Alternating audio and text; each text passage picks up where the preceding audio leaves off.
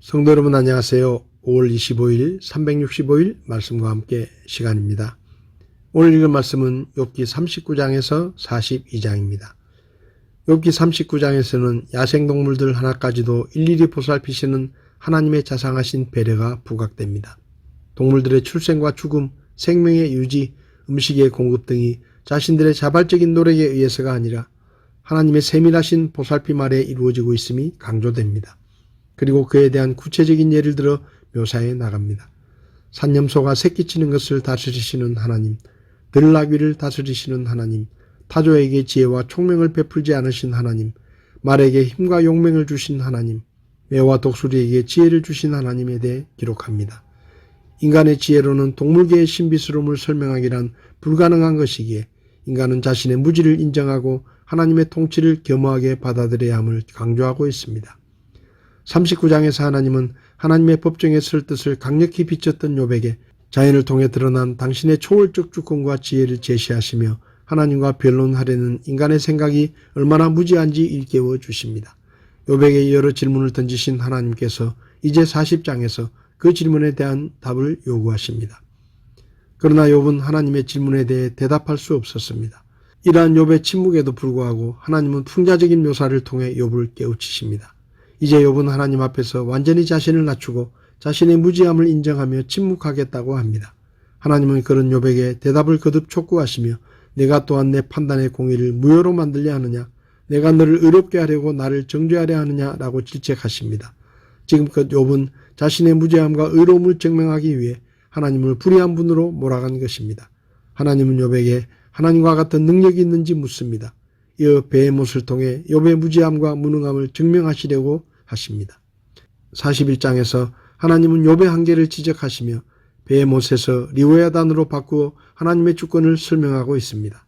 하나님께서 묘사하신 리오야단의 모습은 강포한 성격을 갖고 있고 무서운 힘이 있는데 이는 인간의 왜소함과 무능력한 모습과 비교됩니다. 그리고 인간을 두렵게 하는 리오야단의 행동, 인간보다 월등한 리오야단의 능력에 대해 말씀하시는데 이렇게 하나님께서 묘사하는 리오야단은 정말 강하고 두려움이 없는 모습입니다. 그래서 리오야단은 무서운 것이 없고 교만합니다. 리오야단도 마음대로 제지할 수 없는 연약한 인생이 그 리오야단을 만드신 분인 하나님과 감히 변론을 벌이고자 하는 태도는 어불성설이라는 것입니다. 42장은 욥기 전체의 결론부입니다. 하나님의 말씀을 들은 욥은 마침내 진정으로 회개합니다. 하나님의 말씀을 다 들은 욥은 먼저 하나님이 무소불능하신 분이라고 고백하고 자신이 얼마나 무지한지 말합니다. 욥은 자신의 무지함과 잘못을 깨닫고 이제 돌이켜 회개하고 자신의 주장을 펴기보다는 하나님께 질문하며 하나님께 배우려고 합니다. 이어 하나님께서는 욥과 논쟁한 세 친구의 잘못을 지적하시며 번제를 드리게 하십니다. 욥과 세 친구는 하나님의 책망을 받자 그것을 받아들이고 하나님이 명령하신 대로 순종합니다. 욥의 세 친구가 번제를 드리자 하나님은 기쁘게 받아주시고 또 욥이 그 벗들을 위해 기도하자 하나님은 욥을 공경으로부터 구하시고 욥에게 갑절의 축복을 주셨습니다. 오늘 제 마음에 와닿은 말씀은 욥기 42장 5절 6절입니다. 내가 귀로 듣는 것을 통해 주께 대하여 들었사오나 이제는 내 눈으로 주를 배움나이다. 그러므로 내가 내 자신을 몹시 싫어하고 티끌과 재 속에서 회개하니이다 하니라.